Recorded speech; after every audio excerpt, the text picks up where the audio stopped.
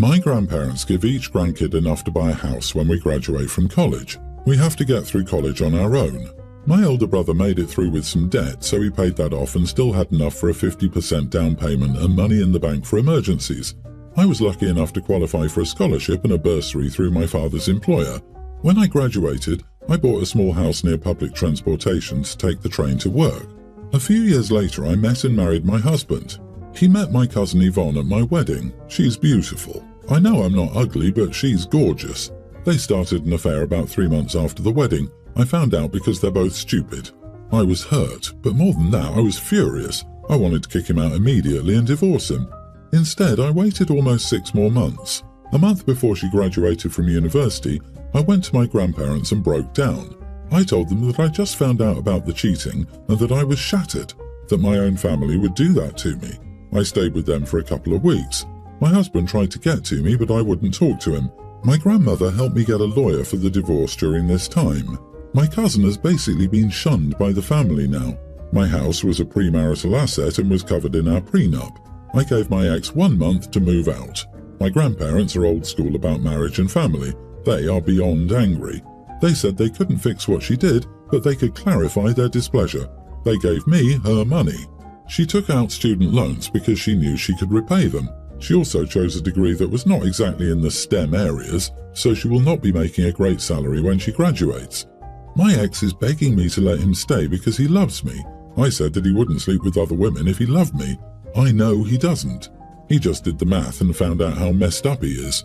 My aunt and uncle are angry at me for screwing their baby out of so much money. I want to be clear here. It was never my intention to take her money. I just wanted our grandparents to not give it to her. My getting it was just frosting on the cake. Right now, the family is divided, but mostly on my side. They do not want to openly disagree with my grandparents.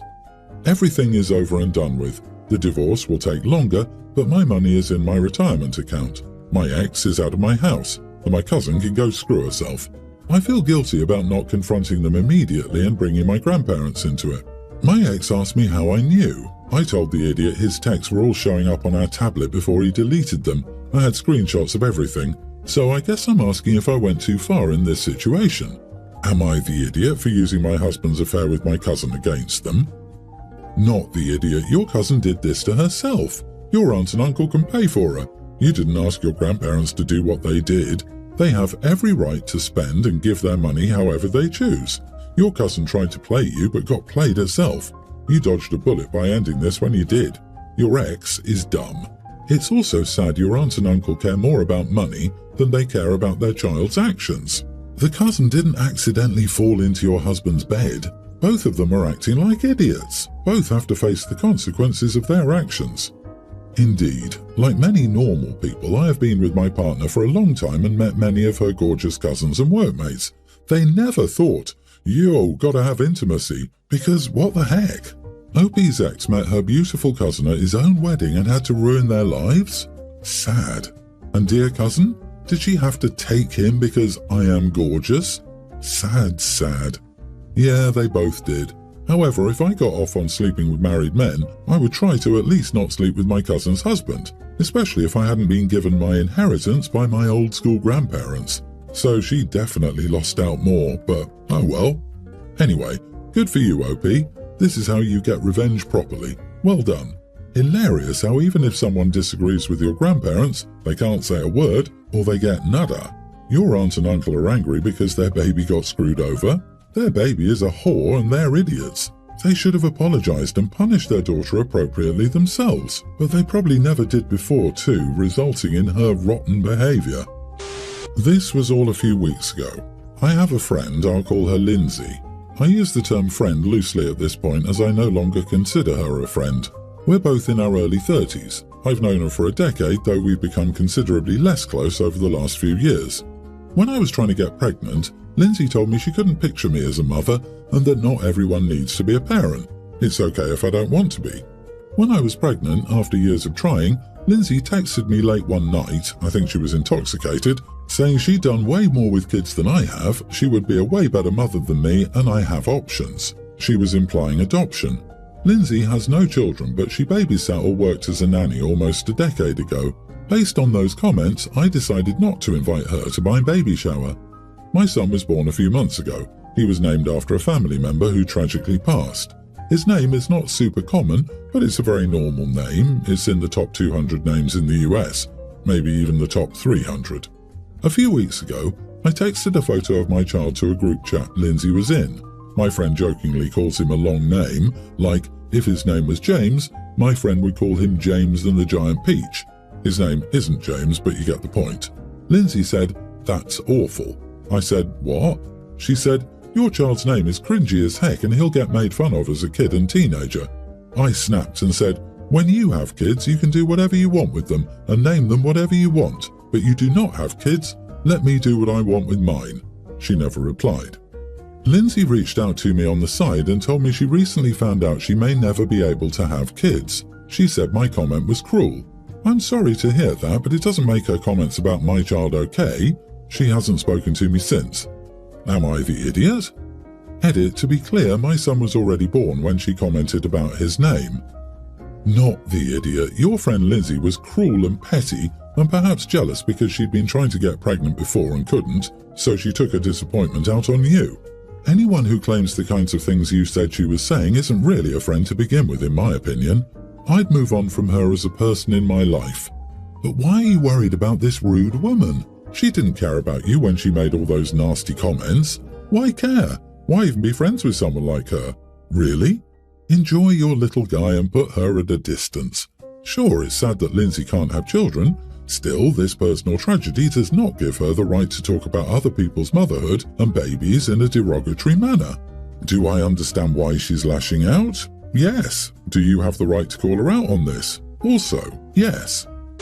I, 28 male, need some perspective on a situation with my wife, 28. We've been married for 4 years and I thought we were on the same page about staying close to my family. However, recently she brought up the idea of moving away and I expressed that I wasn't willing to do so. Now she's upset with me and I wonder if I'm the idiot. Let me give you some context. I come from a close-knit family. My parents are both 60 years old and I have siblings named John, 30 male, Matteo, 26 male, Isabel, 24 female, and Dinah, 22 female. We all live within a few miles of each other, and we have a tradition of having family dinner every Sunday. I genuinely love spending time with my family, which brings me much joy. Before we got married, I made it clear to my wife, Trisha, that I would not negotiate on moving away from my family. She seemed okay with it then, and I believe she genuinely enjoyed being around them, as they all get along well. However, Trisha has recently started bringing up the idea of moving away. She wanted to explore new places and not stay in the same city forever. While I understand her perspective, I feel strongly about staying close to my support system and the people I love. Moving would significantly reduce the time I spend with my family, as my work and time with Trisha already take up most of my schedule. I cherish the weekly family dinners and our bond, and don't want to give that up. When I told Trisha about my stance on not moving, things got heated between us. She expressed dissatisfaction with staying so close to my family, calling it weird. I understand that she may not have the same kind of relationship with her family, so it might be hard for her to understand.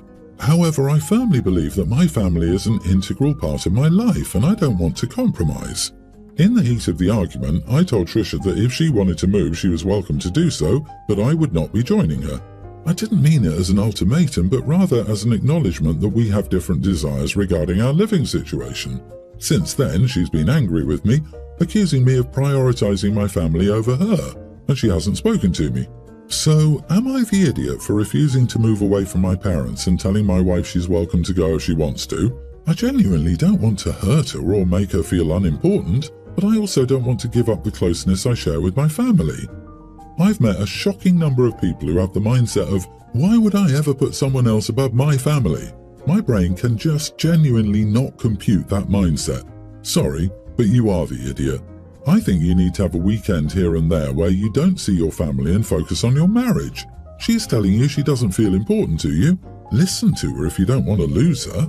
Right? It almost sounds like his wife is just around to keep him company in between these family get-togethers, which are his real priorities. I don't care how nice my in-laws were, weekly dinners would be a heck no. Monthly, yeah, I could see that, but every damn weekend? God no. Opie, you're an adult. You need to decide who your priority is, your wife or your family. It's obvious he'd rather lose her than move away from his family. Honestly, he can live his life however he wants, but good luck finding any woman willing to put up with it. I see a vision of OP's future. He's 55. He's taking care of his parents, now elderly, with one of his siblings. The other siblings have developed lives and enough children to only stop by once a month or once every 2. Instead of hanging out with his wife, he's a confirmed bachelor. He spends his days complaining to his remaining sibling about his witch of an ex. My 34 male pre-tween son Jackson needed to have his tonsils removed, and the surgery was scheduled for Monday. Since it was a week away, my ex and I told our family about it. On the day of the surgery, it was just me and the ex at the hospital. It took an hour to prep him, and the surgery was about 30 minutes. There were some complications, like his blood pressure dropping too low, probably because of the anesthesia, which was the first warning sign that the anesthesia didn't mix well with him. The doctor said the nurses were getting him to his room and checking his vitals, and we could see him in 30 minutes. Out of the blue, my ex's parents, her husband and his 2 kids came in. They had balloons and presents, and I felt they were overdoing it, but whatever. I was angry that she didn't tell me that they were coming. A few minutes after that, a nurse came and said he needed Dad because Jackson was hysterical from the anesthesia. Most of the time, kids are zonked out, but my son was crying and screaming for me. I had never seen him like that, like he was high or something. I cuddled and comforted him, and the circus came through the door. My ex brought in everyone, and they were loud. Jackson didn't recognize them and started freaking out. His stepbrother started laughing and recording it. His stepdad kept trying to kiss him, and his grandparents were just obnoxious. I asked everyone if they could pipe down because Jackson was getting upset. My ex told me not to be rude, and I said to get the heck out. I didn't invite any of these people into the room. You did. Her mom said, yes, we were invited. I said, get out. All of you before I have you thrown out. Everyone but my ex left. My ex is still expecting me to apologize to everyone.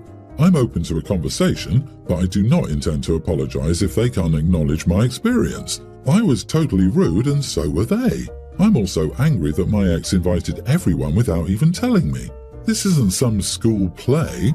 And no, my son has no memory between the time they drugged him at 8 a.m. and 4 p.m. when he sobered up. Oh heck no, not the idiot. Coming out of anesthesia is one of the freakiest and most vulnerable things a person can experience. I'm shocked the hospital allowed such a crowd in. After each of my surgeries, no one's been allowed into my room until I gave the okay. In your son's case, the staff should not have allowed anyone in until you gave them the okay. I'd be raising holy heck with the administration about that. Maybe your ex bullied them, but I'd still be angry about that. Yes, I can't believe the mother would let the stepkids laugh at him. She let the stepbrats record the child in a vulnerable state. I'd be so damn angry.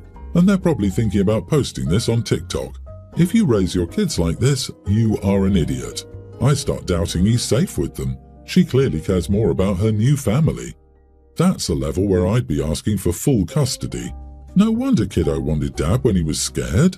I'd be tempted to send them a not apology like, I'm sorry you were offended. I asked you to get out when you thought it was all right to barge in on my son, who was severely upset and having a medical reaction, and then film and make fun of him for his condition and traumatize him.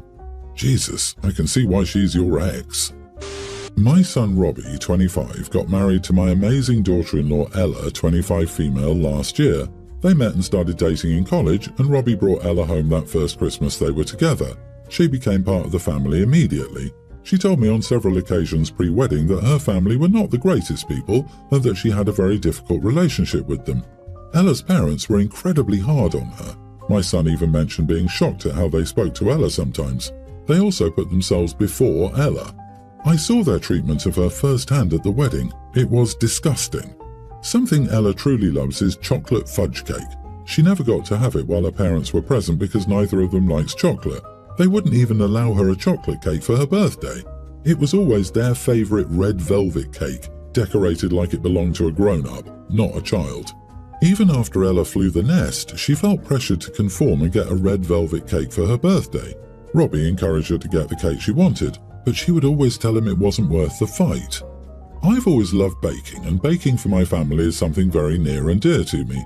I always try to make a chocolate fudge cake for Ella because of her love for them. She's always said they're her favourite because they're made with love, and she appreciates that more than anything. So Ella turned 25 last weekend, and she had a party with her family and our friends.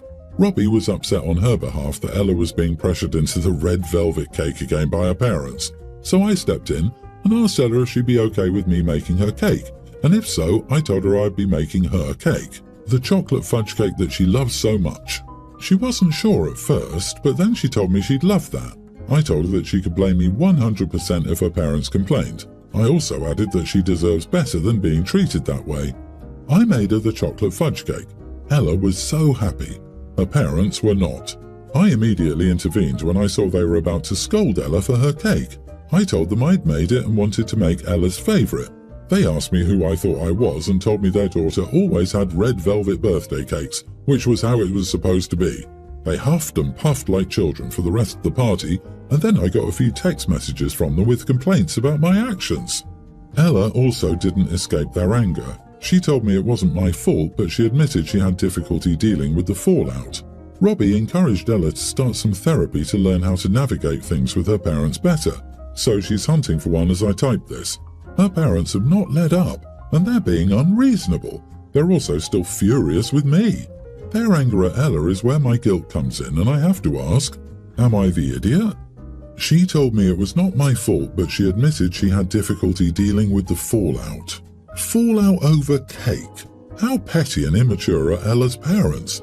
Good Lord, you are not the idiot, and bring chocolate cake to every event you're invited to, and even the events you're not invited to.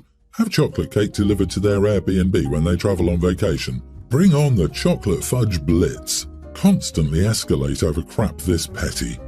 Wow, just wow, you're the hero. My heart breaks for Ella, having been raised by a pair of petulant 5-year-olds. I genuinely hope therapy works for her and that she gets the courage to stop contacting those awful people. It's so lovely to hear about a positive mother-in-law-daughter-in-law relationship. That's really unusual. I'm glad that Ella finally has a nurturing mother figure in her life. Thanks for stepping up for her.